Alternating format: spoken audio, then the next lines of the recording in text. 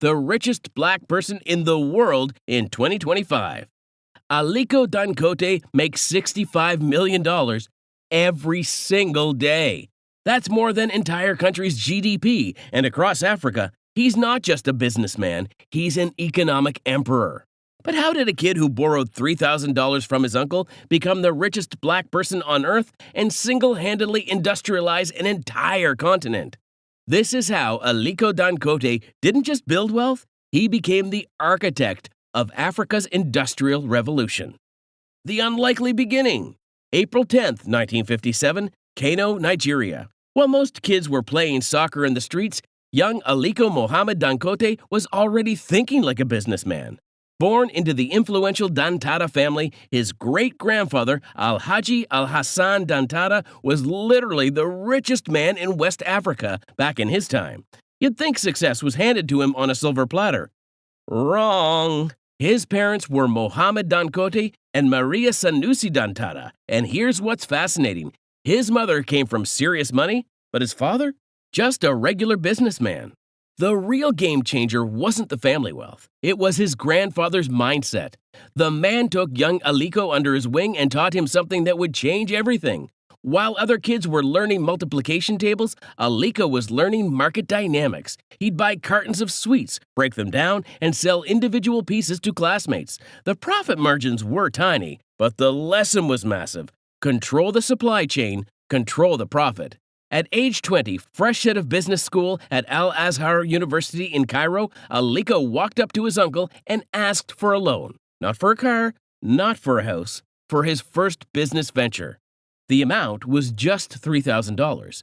That uncle probably had no idea he was about to fund the rise of Africa's most powerful industrialist. The trading hustle years. 1977, Lagos, Nigeria. Oil boom era. Everyone's getting rich quick, but Aliko Dangote chose the most boring business imaginable: importing sugar, salt, and rice. Flashy entrepreneurs were buying mansions and luxury cars, but this 20-year-old was obsessing over shipping costs and commodity prices. The Dangote Group started in a tiny office, just him, a couple of employees, and a simple business model. Import what Nigeria needed, sell it cheaper than anyone else, and reinvest every penny. No fancy headquarters, no venture capital, no Silicon Valley glamour, just pure hustle. Remarkably, Nigeria was importing almost everything: food, construction materials, even basic household items. Dangote saw an opportunity that nobody else was taking seriously. He wasn't just importing, he was studying every single aspect of supply and demand. By 1981, he founded Dangote Nigeria Limited and Blue Star Services with strategy to dominate the importing game first, then figure out how to manufacture everything locally. The breakthrough moment came when he realized something profound. Why import when you can manufacture and control the entire value chain? But the real genius move was yet to come. The cement empire gamble. 2007. Most business experts called it financial suicide. Aliko Dangote announced he was investing $1 billion, yes, $1 billion, into building a massive cement plant in Nigeria. Nigeria's infrastructure was terrible. Electricity was unreliable, and the logistics were a nightmare. Why would anyone build a cement plant in a country where it's easier to just import cement? Dangote saw what they didn't. Nigeria was about to experience the biggest construction boom in Africa's history. Oil money was flowing, population was exploding, and millions of people needed homes, offices, and roads. The cement demand was about to go through the roof. He didn't just build a factory, he built an entire ecosystem. A limestone mine, a private railway, even his own airstrip. The Obajana cement plant became the largest in Africa, producing 48 million tons annually. And get this insane part. Due to government policies and trade barriers, Dangote's cement business basically had a monopoly in Nigeria. He was literally building the foundation of a nation's growth. The timing, of course, was perfect. By 2012, Dangote Cement was operating in 14 African countries. Revenue hit $4.7 billion. His net worth skyrocketed from millions to billions. The kid who started with $3,000 was now worth over $10 billion. But this was just the warm-up act. The refinery revolution. 2013, Dangote makes an announcement that sends shockwaves through the global oil industry. He's building a $20 billion oil refinery in Nigeria. Not just any refinery, the largest single-train refinery in the world. Industry experts laughed. Nigeria, despite being Africa's largest oil producer, was importing almost all of its refined petroleum products. The irony was insane here. Sitting on massive oil reserves, but buying gasoline from other countries. Previous attempts at building refineries had failed miserably. Dangote's vision was pretty different. The Dangote refinery would process 650,000 barrels of crude oil daily. It would single-handedly end Nigerians' dependence on imported fuel and transform the country into a net exporter of petroleum products. Of course, the project faced massive challenges: financing nightmares, construction delays, regulatory hurdles, and global oil price volatility. Many times it looked like the project would collapse. But this is exactly where Dangote's decades of experience paid off. He didn't just build a refinery, he built a petrochemical complex that produces gasoline, diesel, jet fuel, and even plastics. The facility employs over 100,000 people and has the capacity to supply fuel to the entire West African region. January 2024, the refinery officially starts production, and the impact was immediate. Nigeria's fuel imports dropped dramatically. Dangote's net worth shot up to $23.9 billion, making him the 86th richest person in the world. The billionaire lifestyle. So what does the richest black person in the world do with $23.9 billion? Dangote's lifestyle is surprisingly understated for someone worth nearly $24 billion. He owns multiple mansions across Nigeria, including a sprawling estate in Lagos worth $30 million. The property features a private helipad, swimming pools, and gardens that rival royal palaces. His car collection is modest by billionaire standards: a few Mercedes-Benzes, a Range Rover, and surprisingly, he still drives himself to work sometimes. No flashy Ferraris or McLarens, just practical luxury.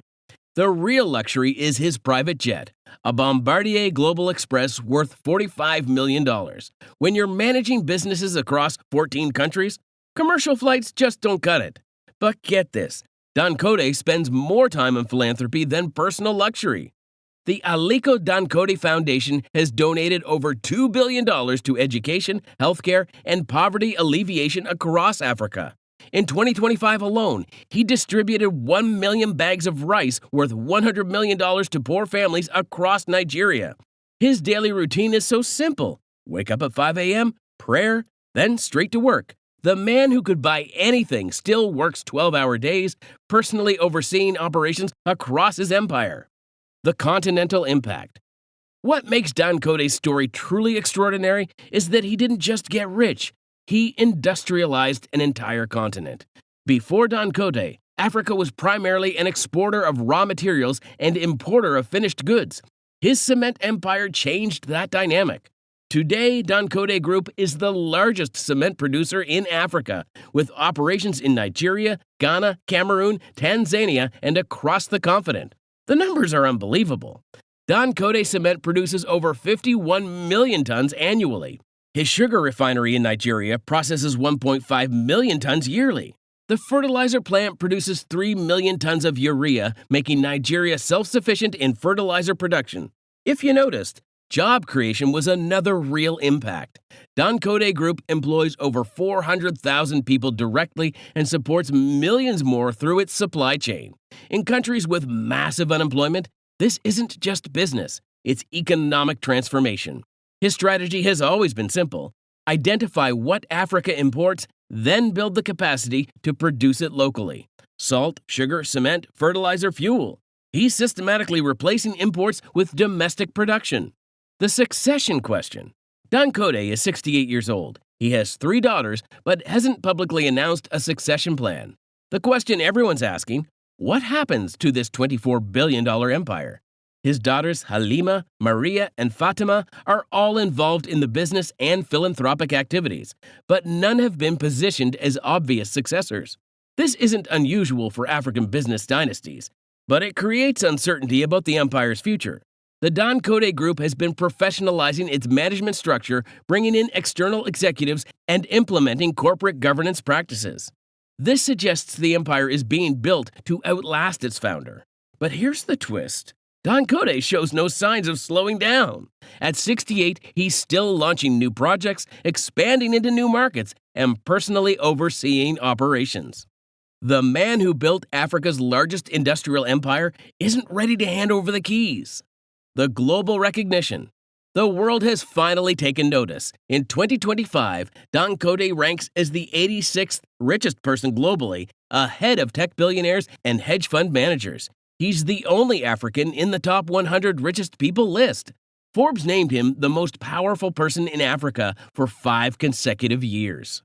Time magazine included him in their list of 100 most influential people. Harvard Business School wrote case studies about his business strategies. But the recognition that probably matters most to him? The African Union awarded him the African Businessman of the Year multiple times. He's not just rich, he's respected as the architect of Africa's industrial revolution. International partnerships have followed. Major global corporations now seek partnerships with Dangote Group. His refinery has attracted investments from international oil companies. The empire he built in Nigeria has become a gateway for global businesses entering African markets. The future vision. At 68, most billionaires are surely thinking about retirement. Dangote is planning his next industrial revolution. His current focus is on expanding across Africa and beyond. The Dangote Group is exploring opportunities in steel production, telecommunications, and even renewable energy. The strategy remains the same. Identify what Africa needs, build the capacity to produce it locally, and scale across the continent. Simple in concept, but revolutionary in execution. His vision for 2030 is to make Africa self-sufficient in basic industrial products: cement, fertilizer, fuel, steel, everything that builds nations. It's ambitious, but then again, this is the man who built a $24 billion empire starting with a $3,000 loan. The ultimate lesson. Aliko Dangote's story isn't just about becoming the richest black person in the world. He didn't chase quick profits or flashy tech startups. He identified fundamental needs: food, shelter, energy, and built industries to meet those needs. While others were looking for shortcuts, he was building infrastructure. Real wealth isn't about having money. It's about creating value that improves lives.